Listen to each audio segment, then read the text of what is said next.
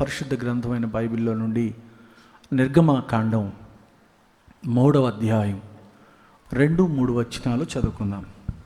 మోషే మిద్యాను యాజకుడైన ఇత్రో అను తన మామ మందను మేపుచు ఆ మందను అరణ్యము అవతలకు తోలుకొని దేవుని పర్వతమైన హోరేబుకు వచ్చెను. ఒక పొద నడిమిని అగ్ని జ్వాలలో యెహోవా దూత అతనికి ప్రత్యక్షమాయెను. అతడు చూచినప్పుడు అగ్ని వలన ఆ పొద మండుచుండెను గాని పొద కాలిపోలేదు. అప్పుడు మోషే ఆ పొద ఏల కాలిపోలేదో నేను ఆ తట్టు వెళ్ళి ఈ గొప్ప వింత చూచెదను అనుకొనేను. చిన్న ప్రార్థన చేస్తాను. చదవబడిన వాక్యం కొరకు తలలు వంచి కళ్ళు మూసుకురండి. మహాపరిశుద్ధుడు అయిన మా ప్రియ పరలోకపు తండ్రి, నీ ఘనమైన శ్రేష్టమైన నామాన్ని బట్టి నిన్ను స్తుతిస్తున్నాను అయ్యా. చదవబడిన వాక్యం నీది, నిలబడిన వాడును నీ దాసుడను. బలహీనుడను ప్రభువా బలపరచండి అయ్యా. ఇదిగో తండ్రి, నోటికి బూరగా మీరే ఉండి మాట్లాడమని అయ్యా. ఇదిగో తండ్రి, ఒక శ్రేష్టమైన వాక్కు చేత మమ్మల్ని నింపమని ప్రార్థిస్తున్నాను. బలహీనుడు నేను బలపరిచి నిలబెట్టి నీ కొరకు వాడుకోండి. వెనగల చెవి, గ్రహించగల మనస్సు ప్రతి బిడ్డకు మీరు దయచేయమని నన్ను మమ్మలను మీ చేతులకు అప్పగించుకుంటూ యేసయ్య సర్వశక్తి గల నామమున అడిగి వేడుకొని పొంది ఉన్నాము తండ్రి, ఆమెన్. స్తోత్రం చెబుదాం అందరం కూడా. నిన్ను పిలిచిన ప్రభువు నీతోనే ఉండగా దిగులేలా ప్రాణమా. నిన్ను పిలిచిన ప్రభువు నీతోనే ఉండగా దిగులేలా ప్రాణమా. కృంగిన సమయాన నేను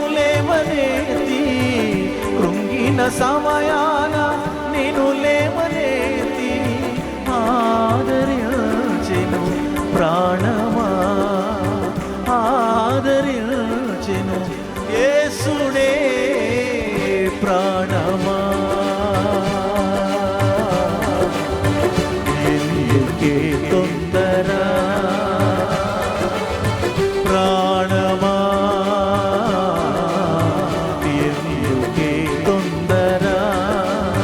దిగులు పడకు, వేదన పడకు, ప్రభువు తోడుండగా. దిగులు పడకు, వేదన పడకు, ప్రభువు తోడుండగా. ప్రాణమా ఎందుకే, చప్పట్లు కొడుతూ పాడదామా మరి కలిసి. ప్రాణమా ఎందుకే తొందర, నమ్మకమైన నీ దేవుడే.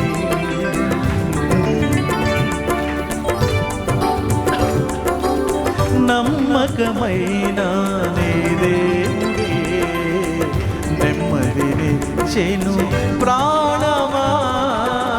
నమ్మిన ఎడల రక్షణ కలుగును. నమ్మికయుచుము ప్రాణమా, నమ్మికయుచుము ప్రాణమా, ప్రాణమా. ఎందుకే తొందర, చప్పట్లు కొడుతూ అందరూ పాడాలి. ప్రాణమా ఎందుకే తొందర, దిగులు పడకు. ఆమేన్. ఓ దిగులు పడకు, వేదన పడకు, ప్రభువు తోడుండగా. దిగులు పడకు, వేదన పడకు, ప్రభువు తోడుండగా. ప్రాణమా ఎందుకే తొందర.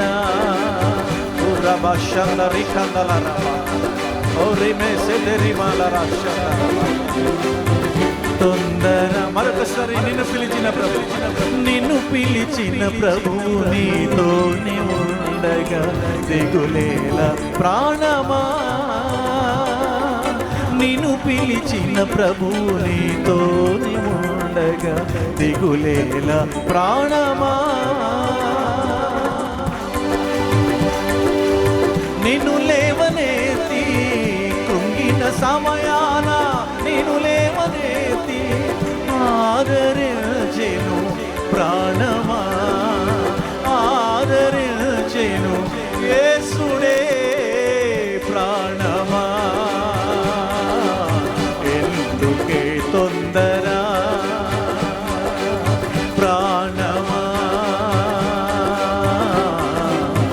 ఎందుకే తొందర, దిగులు పడకు వేదన పడకు, దిగులు పడకు వేదన పడకు, ప్రభువు తోడుండగా దిగులు పడలే. ఆమేన్. ప్రాణమా ఎందుకే తొందర, ప్రాణమా. ఈ మాట చెబుదాం, నమ్మకమైన నమ్మకమైన నీ దేవుడే నెమ్మదినిచ్చెను ప్రాణమా, నమ్మకమైన నీ దేవుడే నెమ్మదినిచ్చెను ప్రాణమా, నమ్మిన ఎడల రక్షణ, నమ్మిన ఎడల రక్షణ కలుగును, నమ్మికయుసుము ప్రాణమా, నమ్మికయుసుము యేసులో ప్రాణమా, ఎందుకే తొందర, చెప్పాలి అందరు కదా, ప్రాణమా ఎందుకే తొందర, దిగులు పడకు. ఆమేన్. గ్లోరీ. దిగులు పడకు వేదన పడకు, ప్రభువు తోడుండగా దిగులు. ఆమేన్. గ్లోరీ. ప్రభువు తోడుండగా ప్రాణమా ఎందుకే తొందర, ప్రాణమా తొందర. గట్టిగా చప్పట్లు కొడుతూ స్తోత్రం చెప్పాలి. స్తోత్ర స్తోత్ర స్తోత్ర. పరిశుద్ధ గ్రంథమైన బైబిల్లో నిర్గమకాండంలోనే ఒక భాగాన్ని చదువుతూ ఉన్నాం. దేవాది దేవుడు మహానాయకుడైన మోషేకు అనుగ్రహించిన ప్రత్యక్షతే ఈ 5 కాండాలు. ఆదికాండం మొదలుకొని ఉన్నటువంటి కాండాలన్నీ కూడా దేవుడే పరిశుద్ధాత్మ ప్రేరణ ద్వారా భక్తుడైనటువంటి మోషేకు అనుగ్రహించగా అవన్నీ ఈరోజు మనకు అందించబడ్డాయి. వాల్యూమ్ పడిపోయిందమ్మా. శ్రేష్టమైనటువంటి ఇశ్రాయేలీల యొక్క అరణ్య యాత్రా కాలంలో ఇశ్రాయేలీల యొక్క జీవన విధానం అంతటిని కూడా దేవుడు జ్ఞాపకం చేశాడు. అబ్రహాం మొదలుకొని దేవుడు తన ప్రజల కొరకు ఎలాంటి కార్యాలు చేశాడో, తాను ప్రత్యేకముగా ఒక జనాంగాన్ని ఏర్పరచుకుంటే ఆ జనాంగాన్ని ఎలా కాపాడుతూ వచ్చాడో ఈ కాండాల్లో మనకు కనబడుతుంది. ప్రియులారా, నిర్గమాకాండంలోనికి మనం వద్దాం. దేవుడు ఇశ్రాయేలు ప్రజలను గురించి జ్ఞాపకం చేసుకున్న సందర్భం ఇది. ఇశ్రాయేలు ప్రజలు యోసేపు కాలంలో 70 మందిగా ఐగుప్తు దేశానికి వెళ్ళారు. ఐగుప్తు దేశంలో గోషేను అనే ప్రాంతంలో వారు జీవితం ప్రారంభించారు. 70 మందిగా వెళ్ళి 70 మందిగా వెళ్ళినటువంటి ఈ ఇశ్రాయేలు ప్రజలు అంచెలంచెలుగా ఆశీర్వదించబడి దీవించబడి మిక్కుటముగా ప్రబలుతూ వచ్చారు. విస్తరిస్తూ వచ్చారు. చివరికి ఏ స్థాయికి విస్తరిస్తూ వచ్చారంటే ఇశ్రాయేలీలను చూచి ఐగుప్తీయులు భయపడేటువంటి పరిస్థితి వచ్చింది.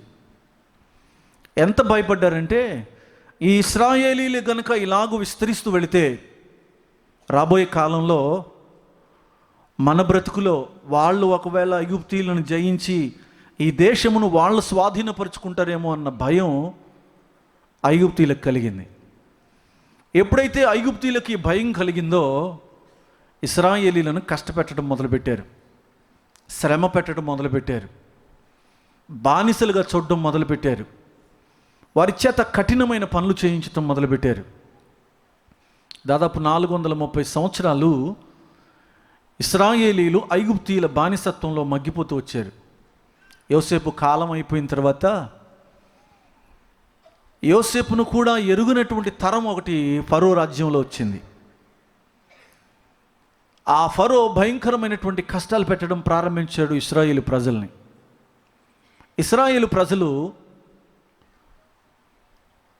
ఐగుప్తులు చెప్పే పనులకు అలవాటు పడిపోయి అలా జీవితాన్ని కొనసాగిస్తూ వచ్చారు. వారి బాధ, వారి కష్టం ఎవరు తీర్చేవారు లేరు.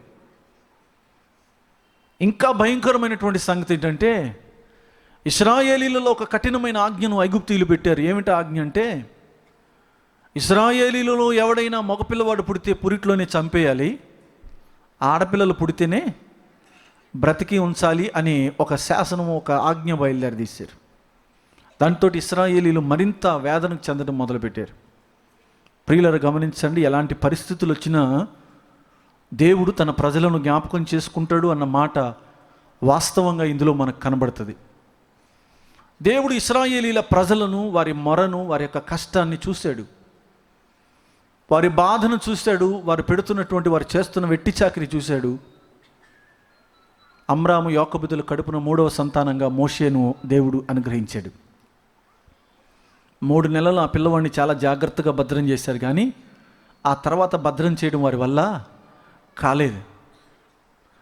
ఇక ఏం చేయాలో అర్థం కాక ఒక జమ్ము పెట్టి తయారు చేసి జమ్ము పెట్టెలో మోషేని పెట్టి నైలు నదిలో విడిచిపెట్టి ఆ పెట్టె ఫరో కుమార్తె జలకమాడడానికి వచ్చినప్పుడు ఆమె కంటబడేటట్టు చేశారు. మిరియాము ఇదంతా దూరం నుంచి చూస్తూ ఉంది.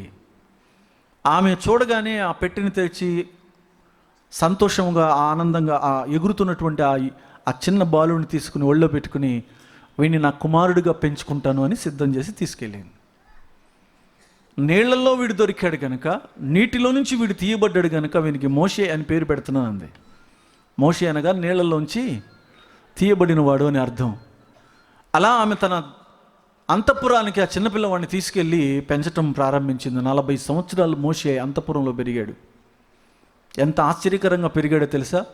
ఇదంతా చూస్తున్నటువంటి మిరియాము ఫరో కుమార్తె దగ్గరకు పరిగెత్తుకుని వెళ్ళి, అమ్మా, ఈ పిల్లవాడిని పెంచడానికి, పాలిచ్చి పెంచడానికి ఒక దాదిని తీసుకురానా నేను అని అడిగి సొంత తల్లిని దాదిగా తీసుకుని వెళ్ళింది. దేవునికి మహిమ కలుగునుగా. గట్టిగా చెబుదాం హల్లెలూయా. ఆమె మోషేను పాలిచ్చి పెంచింది. తల్లి ఒడిలోనే పెరుగుతూ ఉన్నాడు. ఉగ్గుపాలతో తల్లి నేర్పిస్తుంది, నాయనా, ఈ జనము మన జనమో కాదురా, నీ జనము కాదు ఇది, నువ్వు ఈ ఇంటి వాడవు కాదు, నువ్వు దేవుని ప్రజలవు, దేవునికి సంబంధించిన వాడివి, మనము దేవుని ప్రజలము రా, మన రక్తం వేరు. అమ్మ ఏం చెప్తుంది? మన రక్తం వేరు, మన జనం వేరు, మన కథ వేరు, అసలు నువ్వు వీనికి సంబంధించినడు కాదు. కానీ మోషే పెరుగుతూ పెరుగుతూ ఇవన్నీ నేర్చుకుంటూ పెరిగాడు. దాంతోపాటు ఐగుప్తు సకల శాస్త్రములను కూడా అభ్యసించాడు, యుద్ధ ప్రవీణత నేర్చుకున్నాడు. 40 సంవత్సరాలు వచ్చే వరకు కూడా ఒక బలమైనటువంటి విద్యను అభ్యసించి మోషే సిద్ధపరచబడ్డాడు. 40 సంవత్సరాల తర్వాత బయటకు వచ్చాడు. తన ప్రజలైన ఇశ్రాయేలీలు పడుతున్న శ్రమ చూస్తున్నాడు మోషే. ఒక ఐగుప్తీయుడు ఇశ్రాయేలీని కొడుతుంటే తట్టుకోలేక వెళ్ళి ఆ ఐగుప్తీని చంపి ఇసుకలో గొయ్యి తీసి దాంట్లో పాతి పెట్టేసి ఎవరు చూడలేదు అనుకుని వెళ్ళిపోయాడు. మరుసటి రోజు 2 ఇశ్రాయేలీలు దెబ్బలాడుతున్నారు. బయటోడు వస్తే ఆపొచ్చు, కానీ ఇంటోళ్ళు 2 దెబ్బలాడుకుంటే చాలా కష్టమైపోయింది. రే, ఎందుకు దెబ్బలాడుతున్నారు మీరిద్దరు అని అడిగితే వాడు అన్నాడు, నిన్న వాడిని చంపినట్టు చంపి నన్ను కూడా కప్పెడతావా అన్నాడు. ఈ విషయం అందరికీ తెలిసిపోయింది కనుక నేను ఇక్కడ ఉండకూడదని పారిపోయి మిద్యాను దేశానికి వచ్చేసాడు.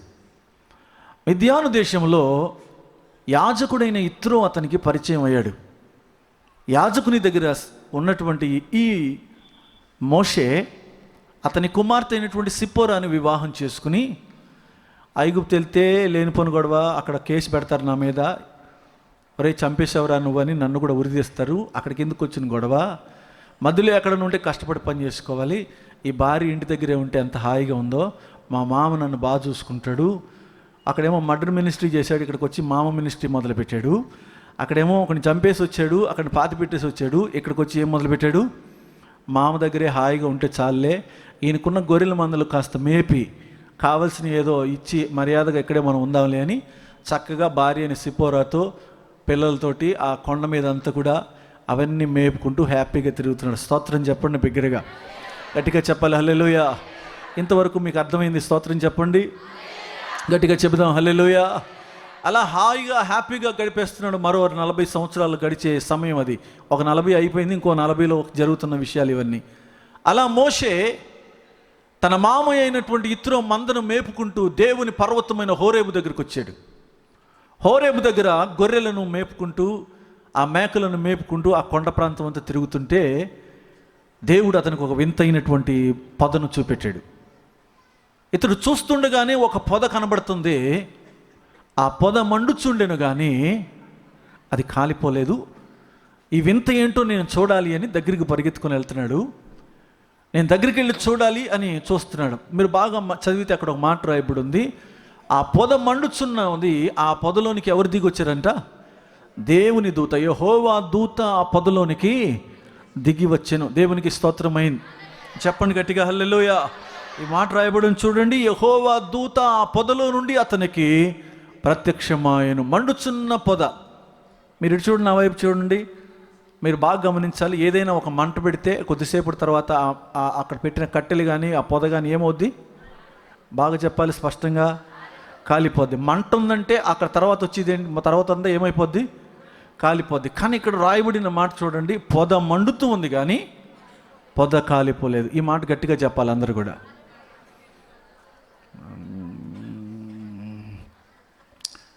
మళ్ళీ చెప్పాలి, పొద మండుచుండెను కానీ కాలిపోలేదు. మళ్ళీ చెప్పండి బిగ్గరగా. టిఫిన్ చేయని వారు చెప్పండి గట్టిగా. చేసేసి వచ్చిన వాళ్ళు చెప్పండి గట్టిగా.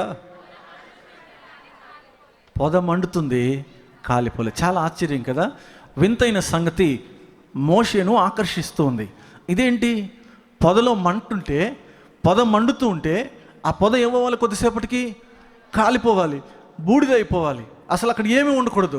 కానీ ఇది చాలాసేపటి నుంచి మండుతుంది, కానీ అది మాత్రం కాలిపోలేదు. ప్రియులారా, ఆ పొదలో నుంచి, ఆ మండుచున్న పొదలో నుండి యెహోవా దూత అతనికి ప్రత్యక్షమాయను అని రాయబడింది.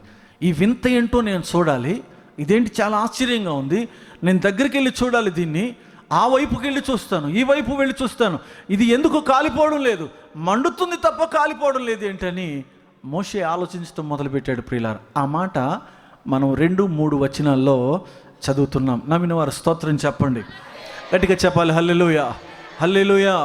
ప్రియులారా గమనించండి, ఏమిటి పొద, ఎందుకు మండుతుంది, ఎందుకు కాలిపోలేదు? సింపుల్గా చెప్తాను ప్రియులారా. మండుతున్న పొదను గురించి మనం ఆలోచిస్తే, మన జీవితంలో అనేక శ్రమలు, కష్టాలు, అవమానాలు, నిందలు మన జీవితాన్ని ఎప్పుడు కూడా మండిస్తూనే ఉంటాయి, మండుతూనే ఉంటాం, భయంకరమైన పరిస్థితిలో ఉంటాం. మన బ్రతుకులో ఎదురయ్యే అనారోగ్యాలు, మన బ్రతుకులో ఎదురయ్యే శ్రమలు, మన బ్రతుకులో ఎదురయ్యే ప్రతి అవమానం మనల్ని ఏం చేస్తూ ఉంటుందంటే మండిస్తుంటుంది. చాలామంది అంటారు కదా, కష్టాలన్నీ నన్ను కాల్చుకుని మాట్లాడాలి, కష్టాలన్నీ నన్ను కాల్చుకుని తింటున్నాయేమో. ఇంకో కొంతమంది అంటారు, ఎందుకన్నా నాకే ఇలా జరుగుతుంది. ఏంటంట? నాకే ఇలా జరుగుతుంది, నాకే ఎందుకు జరగాలన్నా, అన్నీ నాకే జరగాలన్నా, ఇంకెవరికి వద్దన్నా, ఇది నాకేనా, ఇది నా కోసం ఎందుకన్నా, నిన్ననే కదా ఆ సమస్య అయిపోయింది, మళ్ళీ ఇదెందుకు స్టార్ట్ అయిందన్నా, ఈరోజు ఇదే అయిపోయిందంటే రేపు ఇంకొకటి స్టార్ట్ అవుతుంది, నా జీవితం అంతా ఇంతేనా, నా కష్టాలన్నీ ఇంతేనా? పొద ఎప్పుడు ఏమవుతుండాలి?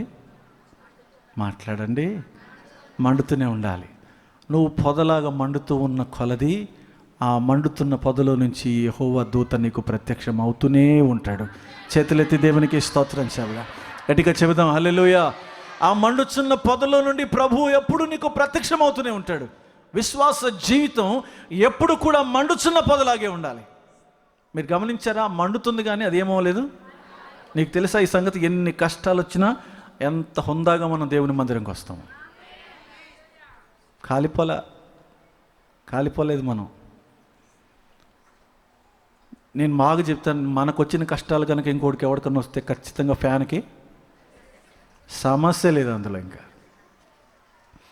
మనం ఇంకా కాలిపోకుండా ఉన్నామంటే కారణం ఏంటి తెలుసా? మండుచున్న పొదలో నా దేవుడు ప్రత్యక్షం అవుతూనే ఉన్నాడు గనక. దేవునికి స్తోత్రం చెబుదాం, బిగ్గరగా చెబుదాం హల్లెలూయా, హల్లెలూయా. మండుచున్న పొదలో నా ప్రభు ప్రత్యక్షం అవుతూనే ఉన్నాడు గనుక మనం కాలిపోకుండా అలాగే ఉన్నాం. అగ్ని 7 అంతలుగా మార్చి ముగ్గురిని తీసుకెళ్ళి అందులో పడేస్తే అగ్నిలో బూడిదైపోతారు అని చూస్తున్నారు రాజు మిగతా వాళ్ళందరూ కూడా. ఆ ముగ్గురు దాంట్లో తిరుగుతుంటే ఆ మండుచున్న అగ్నిగుండములోనికి ఎవరు దిగొచ్చారు? యెహోవా దేవుడు యేసయ్య దిగి వచ్చి వాళ్ళతో పాటు 4వ వ్యక్తిగా సంచరిస్తున్నాడు. చప్పట్లు కొట్టి దేవుని మహిమపరిచి, దేవునికి స్తోత్రం హల్లెలూయా. చుట్టూ ఎన్ని సమస్యలను నిన్ను భయంకరమైన స్థితిలోనికి తీసుకొచ్చినా కూడా, ఎలాంటి కఠినమైన బాధలను అనుభవిస్తూ ఉన్నా కూడా నువ్వు ఎప్పుడు కాలిపోకుండా ఉంచుతాడు. పొద మండుతుంది అంతే. మోషే ఈ వింత ఏంటో నేను చూడాలి అన్నాడు. యాకోబు పత్రికలో యాకోబు భక్తుడు ఏమంటాడు తెలుసా? మీకు ఏదైనా శ్రమ కలిగినప్పుడు ఏదో వింత కలిగిందని బాధపడద్దు, ఇదేదో వింత అని మీరు కంగారు పడద్దు. మీకు శ్రమ కలిగినప్పుడే మీరు పాటలు పాడాలి, మీకు శ్రమ కలిగినప్పుడే కీర్తనలు పాడాలి, ప్రార్థన చేయాలి, కీర్తనలు పాడుతూ దేవుని స్తుతించాలి. మీకు శ్రమ కలిగిన కొలది దేవుని స్తుతించాలన్నాడు. ఇదేదో మహావింత సంభవించిందని మీరేం ఆశ్చర్యపడక్కర్లే. విశ్వాసి ఎప్పుడు ఆ పొద వలె మండుతూనే ఉండాలి. పొద మండుతుంటేనే ఎవరు అందులోకి దిగి వస్తారు? అందుకే పాత నిబంధన గ్రంథంలో కూడా రాయబడి ఉంది, ఆ బలిపీఠం మీద అగ్ని నిత్యము మండుతూ ఉండాలి. చేతులెత్తి స్తోత్రం చెప్పాలి, గట్టిగా చెప్పాలి హల్లెలూయా. అంటే నా జీవితం అంతా ఈ కష్టాలు తప్పవా అన్నా అంటే తప్పు. ఇది ఏటన్నా ఎలాగన్నారు? అందుకే నమ్ముకున్నానన్నా నేను. ఆయన నమ్ముకుంటే కష్టాలేనన్నా. కష్టాలు వచ్చినోడు కాలిపోతాడు. లోకంలోకి వెళ్ళి చూడు, కష్టాలు వచ్చినోడు కాలిపోయి ఉంటాడు. కానీ కష్టాలు వచ్చిన దేవుని పిల్లలు ఎవరు కాలిపోయినట్టు చరిత్రలో లేదు. దేవునికి స్తోత్రం చెప్పండి, గట్టిగా చెప్పండి హల్లెలూయా. కష్టాలు వచ్చిన ప్రతిసారి, శ్రమలు వచ్చిన ప్రతిసారి, కన్నీరు వచ్చిన ప్రతిసారి, అవమానము కలిగిన ప్రతిసారి, నిందలు పడ్డ ప్రతిసారి, అనారోగ్యం చేత కృషించిపోతున్న ప్రతిసారి, ఇదిగో దేవుడు నీకు ప్రత్యక్షమవుతూనే ఉంటాడు ఆ మంటల్లో. నీకెందుకు? నేను నడుస్తాగా నీ పక్కన, నీ వెంట నేను నడిచొస్తాను. నువ్వు పొదలాగా మండు, నువ్వేం చేయాలో నేను చెప్తాను. నువ్వు కాలిపోకుండా చూసుకునే బాధ్యత. ఎన్ని కష్టాలు ఉన్నా చూడండి, కొంతమంది ఎంత సంతోషంగా ఉంటారో. యేసయ్యలోనే ఆనందం అని తిరుగుతూ ఉంటారు అంతే. ఏమన్నా కానీ ఎవరున్నారు అంతే. యెహోవా ఇచ్చెను. కొంతమంది మందిరంలో చెప్తారు ఈ డైలాగ్, ఇక బయటికి వెళ్ళాక చెప్పరు అనమాట. ఏమన్నా ఇంకా ప్రార్థన అయిపోయింది, ఎందుకు వచ్చింది, ఇంకా ఇంటికి వెళ్ళాక నా కష్టాలు ఏవో నాకు ఎవరు తీరుస్తారు? నాకు ఎవరు తీర్చరు నీ కష్టాలు. కానీ పొదలోనికి వచ్చేవాడు మాత్రం ఖచ్చితంగా తీరుస్తాడు. మండుచున్న పొదలోనికి వచ్చేవాడు ఖచ్చితంగా నీ ప్రార్థన ఆలకిస్తాడు. పొదలో ఉన్నవాని కటాక్షము నీ మీదకి దిగి వస్తుంది, నా మీదకి దిగి వస్తుంది. ఎన్ని కష్టాలలో ఉండని కాక ఈరోజు నీకు నువ్వు పొదలాగా మండుతూ ఉంటే నువ్వు కాలిపోకుండా చూసుకునే బాధ్యత నా దేవుంది. ఆశ్చర్యమైపోయింది. ఎందుకు ఈ పొద చూపెడుతున్నాడు దేవుడు మోషేకి? ఎందుకు పొద చూపెడుతున్నాడు? దేవుడు అంటున్నాడు, ఇదిగో నా ప్రజల కష్టమును నేను, వారు వెట్టి చాకిరి నేను చూశాను మోషే. వారు ఒక పొదలాగా మండుతున్నారు, మాకు ఆధారం ఏది లేదనుకుంటున్నారు, మమ్మల్ని కాపాడేవాడే ఇంకా లేడు, ఈ ఐగుప్తు బానిసత్వం నుంచి మమ్మల్ని విడిపించేవాడు ఎవడు లేడు అనుకుంటున్నారు కదా. నేను వారికి పొదలో ఉండి ప్రత్యక్షమవుతానని చెప్పు. శ్రమలో ఉండి ప్రత్యక్షమవుతానని చెప్పు. వారి కష్టంలో వారి వైపు నేను చెయ్యి చాపుతానని గుర్తుపెట్టుకో. రక్షింప నేరకు ఉండునట్టు నా హస్తము కురుచ కాలేదు అని చెప్పు. నువ్వు వెళ్ళి ఐగుప్తు దేశానికి వెళ్ళి ఐగుప్తులో బానిసలుగా బ్రతుకుతున్న నా ప్రజలతో ఈ మాట చెప్పు. ఇదిగో పొదలో మండుతున్న కష్టం వలె అనుభవిస్తున్న వారి శ్రమలు నేను చూస్తున్నాను. వారిని బయటకు తీసుకురావడానికి నా చెయ్యి చాపబడుతుందని చెప్పు. అందుకే పొద చూపెడుతున్నాడు. పొద కాలుతుంది, మండుతుంది, కానీ కాలిపోలేదు. ఈరోజు నీవు నేను కూడా దేవుని సన్నిధిలో మండుతున్నాం.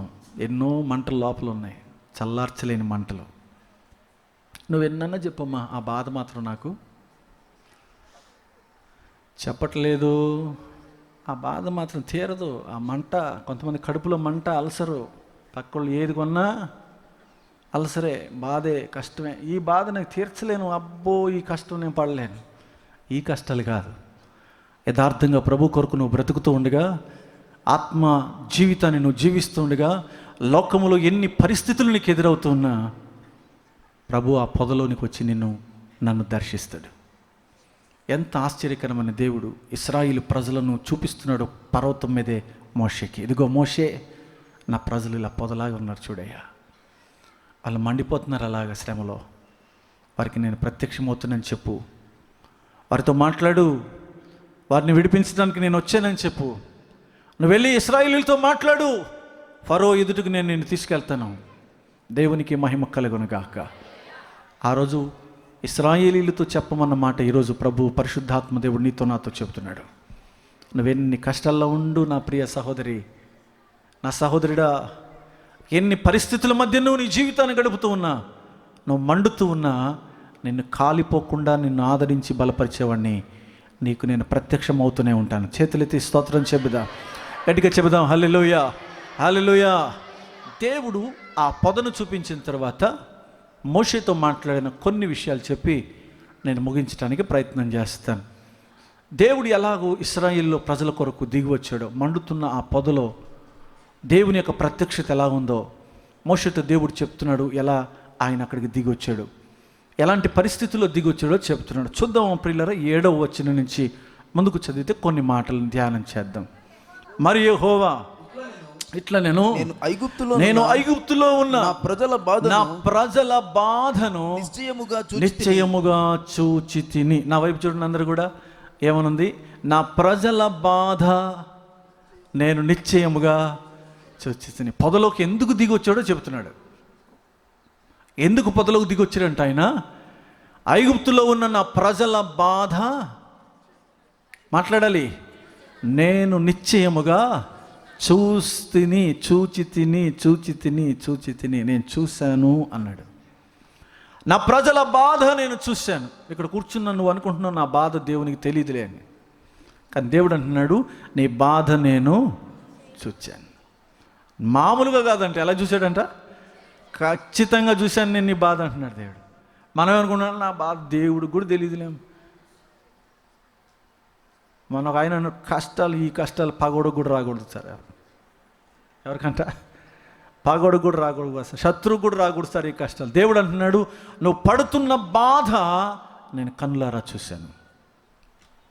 నేను చూశాను నా ప్రజల బాధ. అందుకే మోషే నేను పంపిస్తున్నాను అక్కడికి. నువ్వు వెళ్ళి నా ప్రజలతో చెప్పు, నేను వారిని విడిపించడానికి వచ్చానని. నా ప్రజల బాధ నేను చూసే దేవుణ్ణి, చూడని దేవుణ్ణి కాదు, కళ్ళు మూసుకుపోయిన దేవుణ్ణి కాదు. నేను వారి బాధను చూడకుండా ఉండే దేవుణ్ణి అంత మాత్రమో కాదు, వారి బాధ నేను ఖచ్చితంగా చూసే దేవుణ్ణి. నువ్వు నేను అనుకోవచ్చు, ఒకవేళ నా గుండెల్లో బాధ యేసయ్యకి ఏం తెలుసులేను. నీ బాధ నీ భర్తకు తెలియకపోవచ్చు, నీ బాధ నీ భార్యకు తెలియకపోవచ్చు, నీ పిల్లలకు తెలియకపోవచ్చు, నీ యొక్క తల్లిదండ్రులకు తెలియకపోవచ్చు. కానీ నీ బాధ ఎవరికి తెలుసు? యేసయ్య. ఆయన అంటున్నాడు, నిశ్చయముగా నేను నీ బాధను చూశాను. నిజం తెలుసా నీకు? ఈరోజు నువ్వు లోపలికి వస్తుంటే యేసయ్య నిన్ను చూశాడు. నువ్వు చర్చిలోకి వస్తుంటే దేవుడు నిన్ను చూశాడు. నీకు తెలుసా ఈ సంగతి? నేను లోపలికి నడిచి వస్తుంటే నా హృదయాన్ని ఆయన చూశాడు. ఈరోజు నా హృదయంలో ఉన్న బాధ చూశాడు ఆయన. నా హృదయంలో ఉన్న దుఃఖాన్ని చూశాడు ఆయన. నీవు లోపలికి వస్తుంటే నీ హృదయాన్ని చూశాడు. నువ్వు పడుతున్న బాధ ఆయన చూశాడు. చూడకుండా విడిచిపెట్టేసే దేవుడు కాదు ఆయన. ఇంకా కొద్దిసేపట్లో నా కుమారుడు చచ్చిపోతాడు, నా కుమారుడిని అక్కడ పడేశాను, ఇక వాడిని చూడడానికి నాకు మనసు లేదు, వాడికి త్రాగడానికి కూడా నీళ్ళు లేవు, వాడి చావు నేను చూడలేను అనుకుని అక్కడ పక్కన పడేసి ముందుకెళ్ళిపోయి ఏడుస్తూ కూర్చుంది హాగరు. హాగరు అనుకుంటుంది నన్ను ఎవ్వరూ చూడలేదని. పిల్లవాడు తాగడానికి నీటి ఊటనిచ్చి, కావలసినంత సమృద్ధి అయిన నీరిచ్చి, హాగరు నీకేమొచ్చింది, నువ్వెందుకు భయపడుతున్నావు, నేను నిన్ను కూడా ఒక గొప్ప జనాంగముగా చేయబోతున్నానని ఆశీర్వదించాడు దేవుడు హాగరు నా స్థలంలో. అందుకే హాగరు ఏముందో తెలుసా, నీవు చూచుచున్న దేవుడు. చేతులెత్తి దేవునికి స్తోత్రం చెప్పి గట్టిగా చెప్పాలి హల్లెలూయా. అందరికి చెప్పాలి హల్లెలూయా, హల్లెలూయా. నువ్వు చూచుచున్న దేవుడు అయ్యా. నేను ఈ అరణ్యములో నా కుమారుడు చచ్చిపోతాడు అనుకున్న స్థితిలో ఉన్నప్పుడు, భయంకరమైన బాధ నా హృదయంలో ఉన్నప్పుడు, ఈ ఎడారిలో ఈ భయంకరమైన వేదన అనుభవిస్తున్నప్పుడు నువ్వు నన్ను చూసావు. అందుకే నువ్వు చూచే దేవుడివి. బెయిర్ లహార్ లోయ అని పెట్టిన పేరు అక్కడ. చూచుచున్న దేవుని బావి అని పేరు పెట్టింది ఆ స్థలానికి. నా దేవుడు నన్ను చూశాడు. ఈరోజు నిన్ను ఖచ్చితముగా దేవుడు చూస్తున్నాడు. ఖచ్చితంగా దేవుడు చూస్తున్నాడు. నిన్ను చూడడం కాదు, నీ లోపలున్న బాధ చూస్తున్నాడు, నీ కన్నీరు చూస్తున్నాడు. చేతులెత్తి స్తోత్రం చెబుదా, బిగ్గరగా చెబుదాం హల్లెలూయా. అందరికి చెప్పాలి హల్లెలూయా, హల్లెలూయా. ఇక్కడ కూర్చున్న స్త్రీలు భర్తల గురించి బాధపడేవారు ఉన్నారు, భార్యల గురించి బాధపడే పురుషులు ఉన్నారు, పిల్లల గురించి ఏడ్చే తల్లిదండ్రులు కూడా ఉన్నారు, కుటుంబం గురించి రోధించి బాధపడేటువంటి తల్లిదండ్రులు ఉన్నారు, భయంకరమైనటువంటి శ్రమ అనుభవిస్తున్నాము అని బాధపడుతున్న వారు ఉన్నారు. నా ప్రభు అంటున్నాడు, మండుచున్న పొదలాగున్న నీ హృదయాన్ని నేను చూస్తున్నాను, నీ బాధ నాకు తెలుసు అంటున్నాడు దేవుడు. ఇంకొక చిన్న ఉదాహరణ చెప్తాను. యేసు ప్రభు వారు ఆయా ప్రాంతాలు సంచరిస్తూ, స్తోత్రం చెప్పండి, ఎట్టు చెప్పకుండా హల్లెలూయా. బాగా సంతోషం, ఇప్పుడే కదా మొదలుపెట్టాను. చెప్పండి. మూతలు పడిపోతున్నాయి అప్పుడే, మూతలు పడిపోతున్నాయి అప్పుడే. చెప్పండి హల్లెలూయా. ఒకసారి మీ పక్క వారికి షేక్ అండ్ ఇచ్చి నిద్రపోకని చెప్పండి.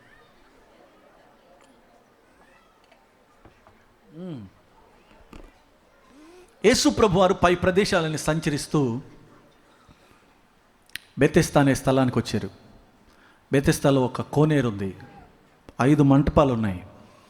ఆ మంటపాలు అన్నీ కూడా నానా రకములైన రోగుల చేత నింపబడి ఉన్నాయి.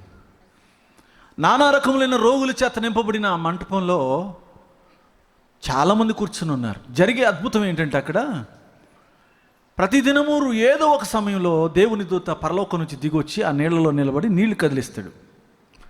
నీళ్లు కదిలించిన వెంటనే ఎవడు మొట్టమొదట ఆ కోనేటిలోకి దిగుతాడో వాడు ఎట్టి వ్యాధిగ్రస్తుడైనా కూడా బాగుపడి వెళ్ళిపోతాడు. అలా బాగుపడాలని మొదట చేయి పెట్టి, మొదట కాలు పెట్టి, మొదట నీళ్ళలో దూకి బాగుపడి వెళ్ళిపోవాలని నానా రకములైన రోగము కలిగిన వారందరూ కూడా ఎక్కడికి వచ్చి కూర్చున్నారు, ఆ కోనేటి మంటపాల్లో కూర్చొని ఉన్నారు. చాలామంది నీళ్ళలో చేయి పెడుతున్నారు, బాగుపడుతున్నారు, లేచి వెళ్ళిపోతున్నారు. యేసు ప్రభు వారు కూడా ఆ ప్రాంతాలన్నీ తిరుగుతూ స్వస్థతలు చేస్తూ అద్భుతాలు చేస్తూ తిరిగి ఎక్కడికి వచ్చారు, ఆ కోనేటి దగ్గరికి వచ్చారు. కోనేటి దగ్గరికి వచ్చినప్పుడు అక్కడ ఒక వ్యక్తిని చూస్తున్నారు ప్రభు. అక్కడ చాలామంది రోగులు ఉన్నారు. గట్టిగా ఆయన నోరు తెరిచి, ఇక్కడున్న రోగము వ్యాధి చేత ఉన్నవారులారా మీరు లేచి మీ పరుపెత్తుకుని వెళ్ళిపోండి అంటే అందరూ వెళ్ళిపోదురు. కానీ వాళ్ళందరినీ బాగు చేయలేదు ప్రభు. ఒక్కడే అక్కడికి వచ్చి అక్కడ నిలబడి ఆయన ఒకరిని వెతుకుతున్నాడు. ఆ మనిషి యేసయ్యకు కనపడ్డాడు. ఆ మనిషి దగ్గరికి వచ్చి అంటున్నాడు, నువ్వు స్వస్థపడగోరుచున్నావా అని అడిగాడు. అతను అంటున్నాడు, అవునయ్యా, నేను స్వస్థపడాలని ఇక్కడికి వచ్చాను.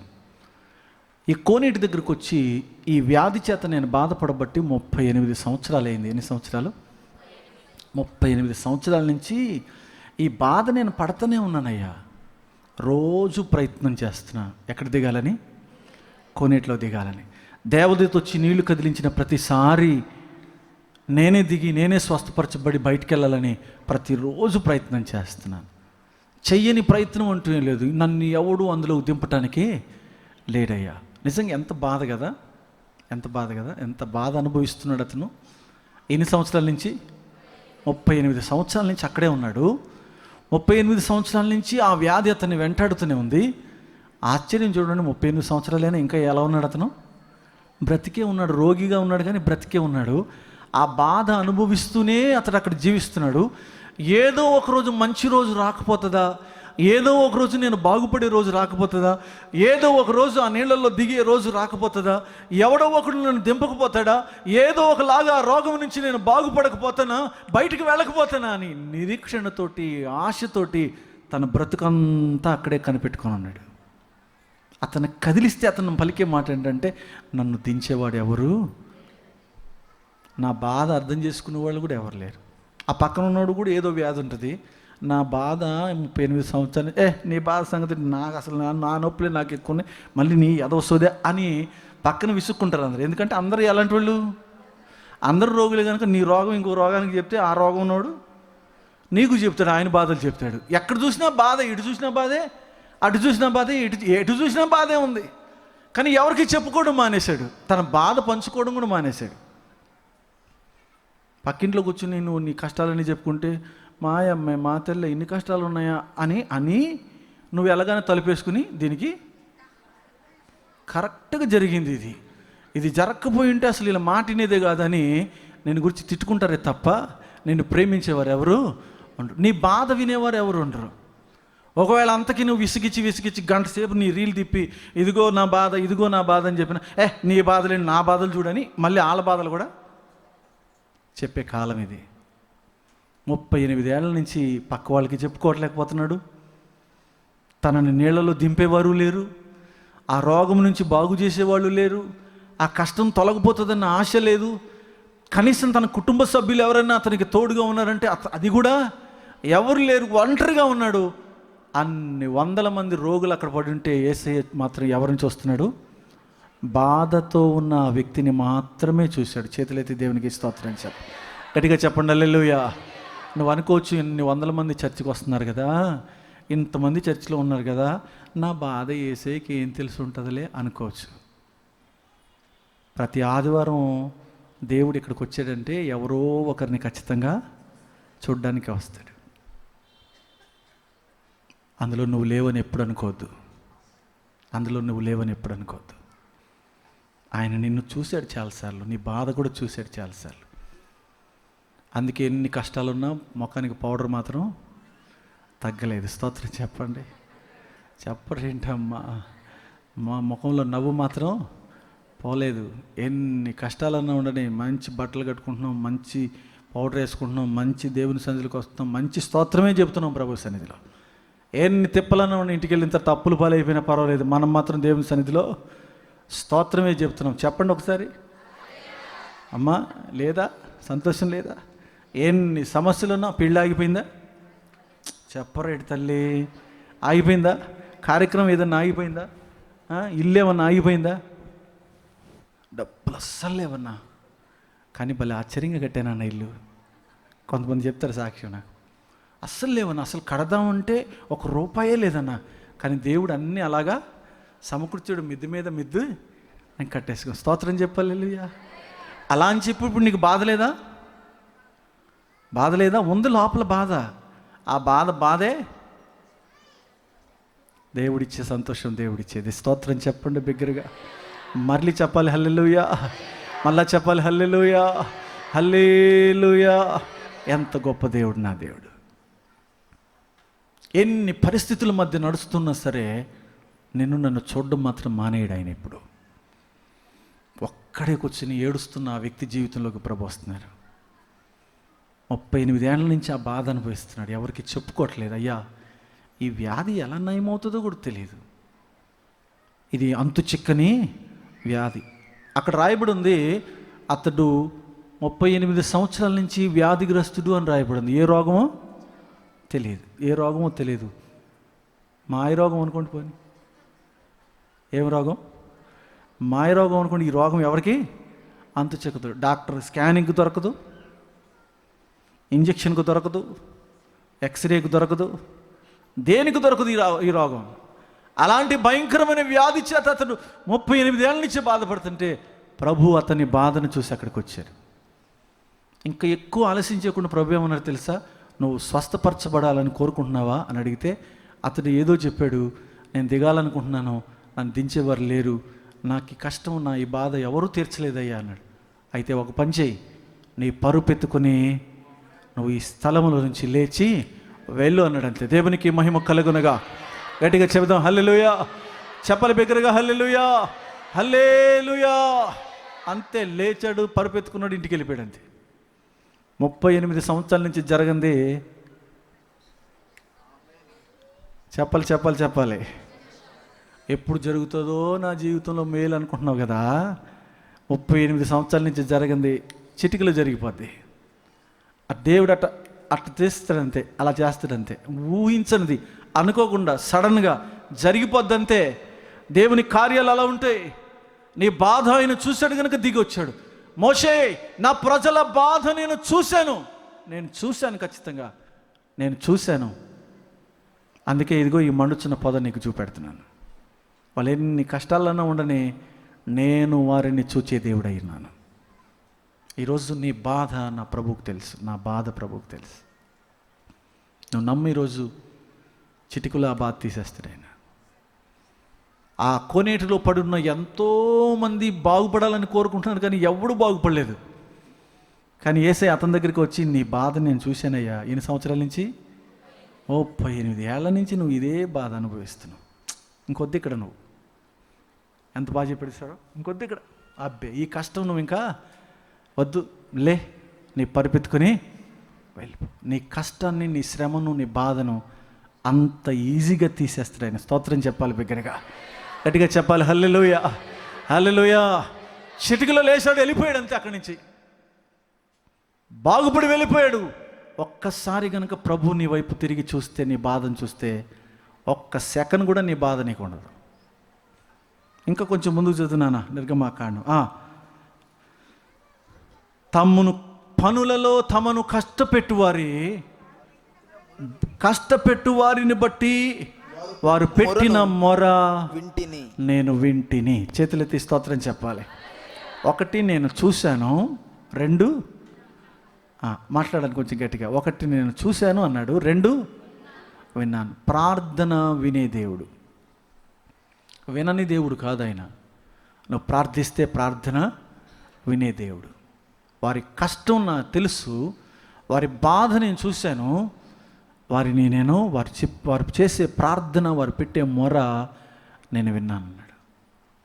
ఎప్పుడు దేవుని సన్నిధిలో మొరపెట్టే బిడ్డలుగా ఉండాలి, కన్నీరు కార్చే బిడ్డలుగా ఉండాలి. నీ మొర, నీ ప్రార్థన ఎప్పుడు వృధా అయిపోదు. మండుచున్న పొదలాగా మండుతూ ప్రార్థన చేస్తూనే ఉండాలి నువ్వు.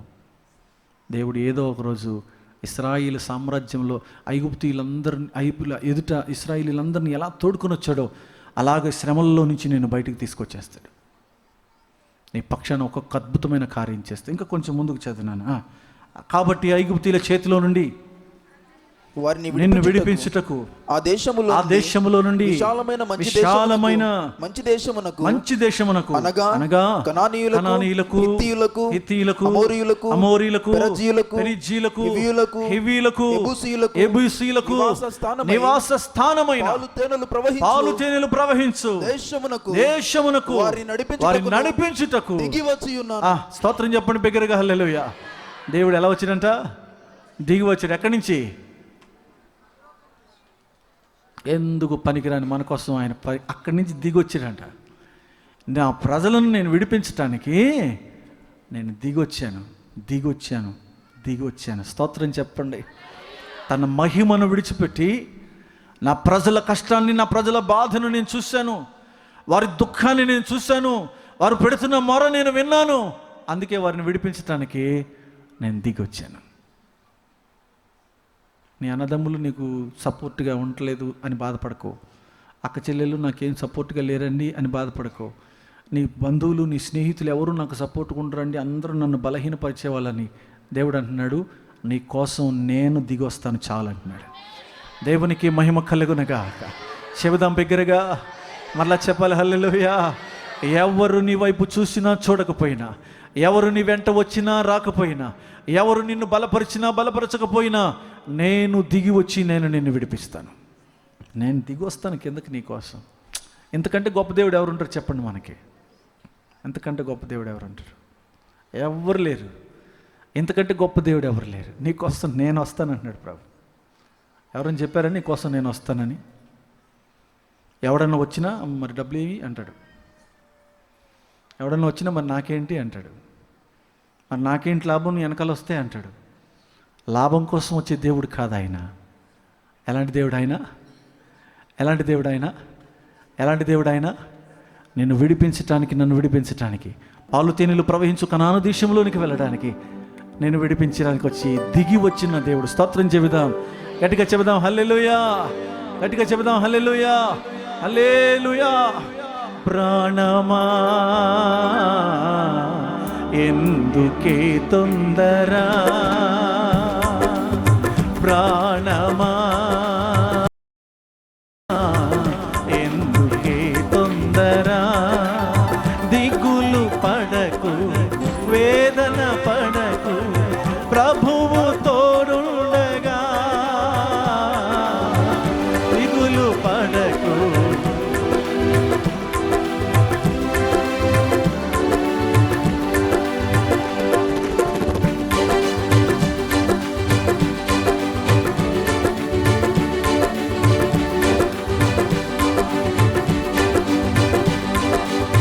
చప్పట్లు కొడుతూ పాడాలి. తొందర నిన్ను పిలిచిన ప్రభువు నీతోనే ఉండగా, దిగులేలా ప్రాణమా, నిన్ను పిలిచిన ప్రభువు నీతోనే ఉండగా, దిగులేలా ప్రాణమా.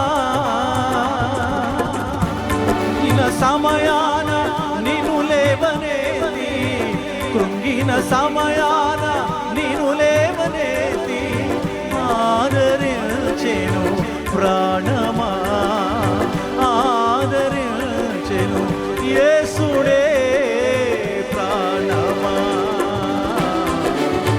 ఎందుకే తొందర, ప్రాణమా ఎందుకే తొందర, దిగులు పడకు, వేదన పడకు, ప్రభువు తోడుండగా.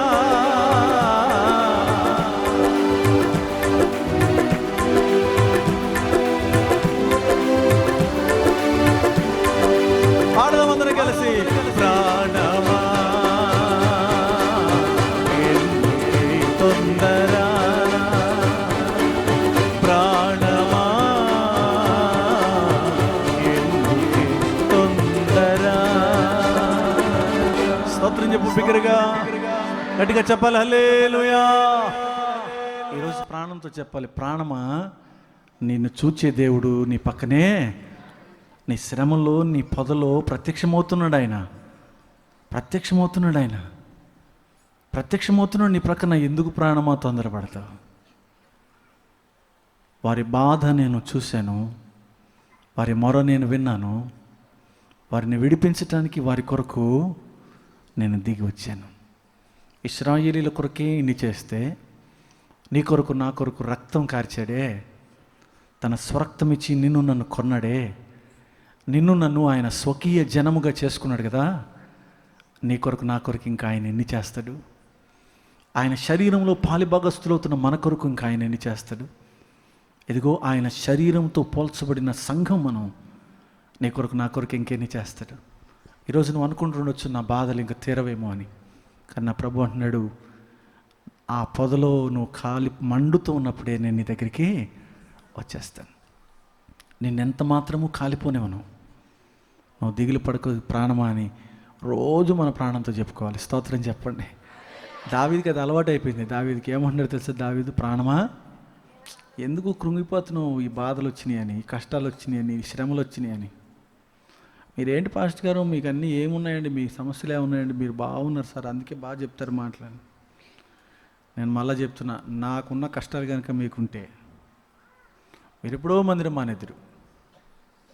దేవుడు లేడు, ఏమి లేడు అందరూ. మీరు అన్ని చుట్టుకుని ఉంటాయి నాకు ఎప్పుడు. అయినా దేవుని సన్నిధిలో నేను ఆనందిస్తూనే ఉంటాను. చేతులు ఎత్తి దేవునికి స్తోత్రం సార్. దిగులు పడకు, వేదన పడకు. ఎవరితో చెప్తున్నావు? ఎవరితో చెప్తున్నావు? ఎవరితో చెప్తున్నావు? ఓ యేసుతో చెప్తున్నావా? ప్రాణంతో చెప్తున్నావు. ప్రాణమా ఎందుకే, ప్రాణమా చెప్పు ప్రాణంతో, దిగులు పడకు ప్రభువు తోడుండగా. ఆమేన్.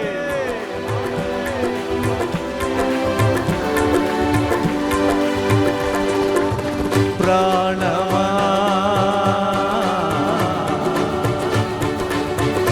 ఆమేన్, గ్లోరీ. ప్రాణమా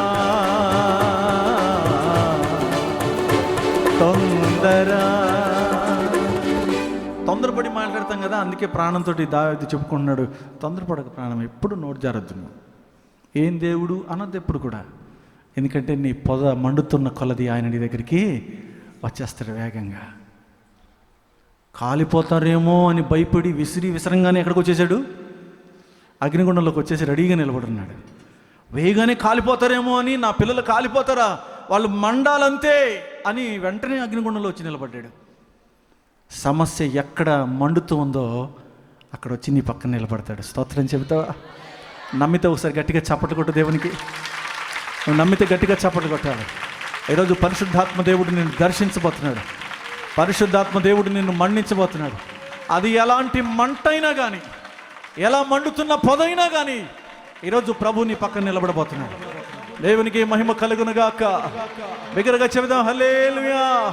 నిన్ను పిలిచిన ప్రభువు నీతోనే ఉండగా దిగులేలా. చెప్పన్నమాట, నిన్ను పిలిచిన ప్రభువు దిగులేలా. కృంగిన సమయాన,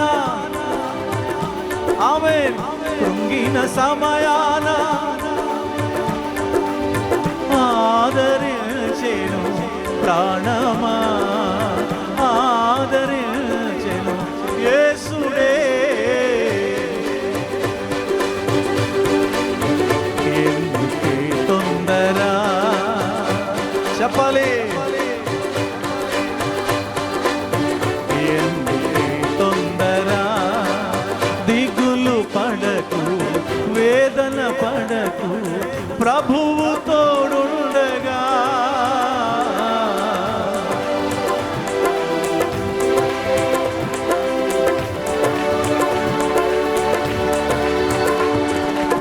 ప్రాణమా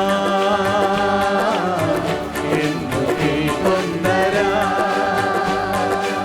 ప్రాణమా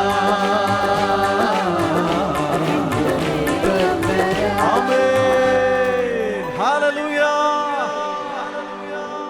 ఈరోజు నీ బాధ నా ప్రభు చూస్తున్నాడు. ప్రభు ఇక్కడ కొంతమందిని చూపెడుతున్నాడు. ప్రభు నా వైపు చూస్తాడా అన్నవారు కొంతమంది ఉన్నారు ఇక్కడ. నా శ్రమ తీరుస్తాడా అన్నవారు. సిగ్గుపడకుండా దేవుని సన్నిధిలో లేచి నిలబడి ఈరోజు ప్రభు నీతో మాట్లాడుతున్నాడు. నా వైపు, నా కష్టాల వైపు దేవుడు చూస్తాడా, నా కష్టాలు తీరతాయా అనుకున్నవారు కొంతమంది ఉన్నారు ఇక్కడ. నువ్వు లేచి నిలబడి నీ కొరకు ప్రార్థన చేయబోతున్నావు. ఈరోజు నువ్వు ఎలాంటి పరిస్థితుల్లోనైనా ఉండు, ప్రభు నిన్ను దర్శించబోతున్నాడు.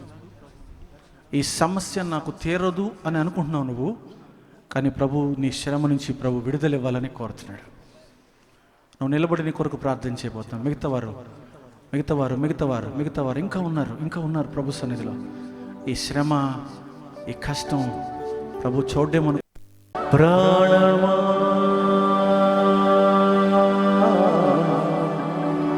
ఎందుకే తొందర, నమ్మకమైన నీ దేవుడే నెమ్మదిని చేను ప్రాణమా, నమ్మకమైన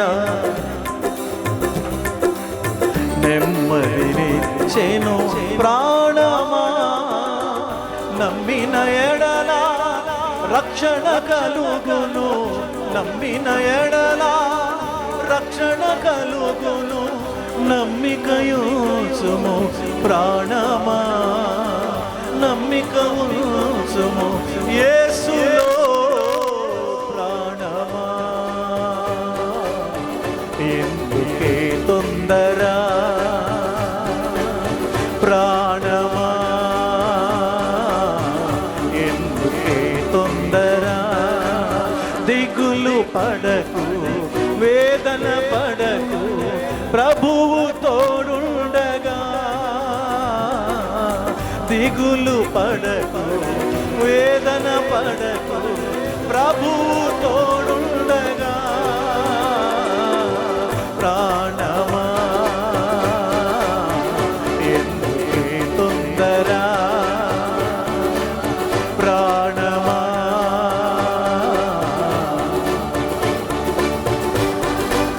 నిన్ను పిలిచిన ప్రభువు నీతోనే ఉండగా దిగులేలా ప్రాణమా, నిన్ను పిలిచిన ప్రభువు ఆమేన్ దిగులేలా ప్రాణమా,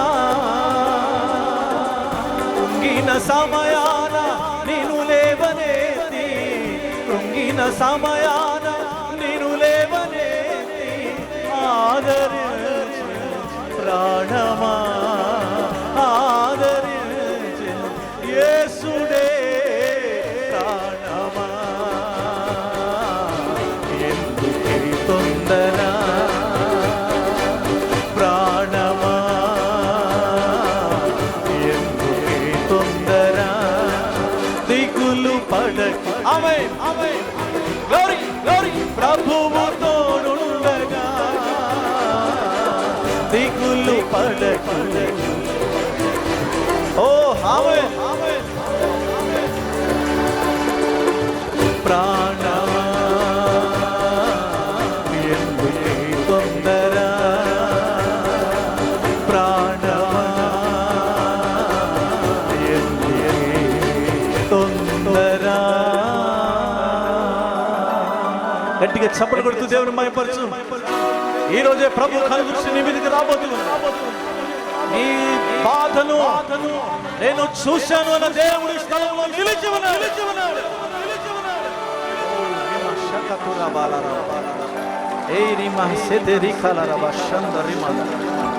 Thank you, Holy Spirit. Thank you, Holy Spirit. Thank you, Lord. Hallelujah. Hallelujah. Hallelujah. We give you honor, Lord. We give you honor, Lord. Oh, praise the Lord. Praise the Lord. Praise the Lord. పరిశుద్ధుడా జీవము గల తండ్రి నీకు స్తోత్రాలు. లోకములో ఎవరు మా బాధ చూడలేదు, ఇంకెవరు మా బాధ చూడరు అనుకుని వాళ్ళు ఇక్కడ ఉన్నారు ప్రభా. అయ్యా వారితో మీరు మాట్లాడేందుకు స్తోత్రాలు చెల్లిస్తున్నారు. వారు ఏ స్థితిలో ఉన్నా యేసు రక్తము వారిని తాకునుగాక ప్రభువా. మండుచున్న పొదలో వారు ఉండగా మీరు వారికి ప్రత్యక్షమౌదురుగాక తండ్రి. అగ్నిగుండంలో ఉన్న ముగ్గురు యవ్వన బిడ్డలకు మీరు ఎలాగో కనిపించి వారితో నడిచారో, అగ్నిలో నుంచి వారిని ఎలాగో బయటకు తీసుకొచ్చారు. ప్రతి శ్రమ నుంచి, ప్రతి బాధ నుంచి, ప్రతి నింద నుండి, ప్రతి అవమానము నుండి, ప్రతి కష్టం నుంచి యేసు నామమున వారు విడుదల పొందుతారు. నీ కృప అనుగ్రహించండి తండ్రి, నీకు స్తోత్రాలు. ఇశ్రాయేలుల మొరను చూచిన దేవుడు, దైవజనుడిని మోషేకు పొదను చూపించవయ్యా. పొదలో నుండి మీరు మాట్లాడారు తండ్రి. మా జీవితాలు పొదవలే మండుతూ ఉండగా కాలిపోకుండా సహాయం చేయి. మేము ఎదుర్కొనే ప్రతి శ్రమ, ప్రతి అవమానము, ప్రతి నింద అయ్యా నీలో మమ్మల్ని నిలబెట్టడానికి సహాయం చేయమని, నీ ప్రత్యక్షతను మాకు కలుగు చేయు భాగ్యం అనుగ్రహించమని. నిలబడిన ప్రతి బిడ్డను దర్శించండి తండ్రి. ఒక్కొక్కరి కొరకు ప్రార్థిస్తున్నాను.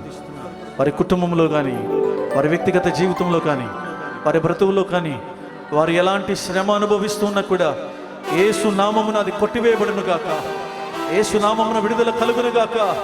పాలు తేనెలు ప్రవహించు కనాన దేశం కొరకు బిడ్డలు సిద్ధపరచబడును గాక. సియోనులో నిలిచి ఉండుగాక తండ్రి, నీకు స్తోత్రాలు. మమ్మల్ందరినీ మీ చేతులకు అప్పగించుకుంటాం. యేసయ్య నామమున అడిగి వేడుకొని పొంది ఉన్నాము తండ్రి. ఆమేన్.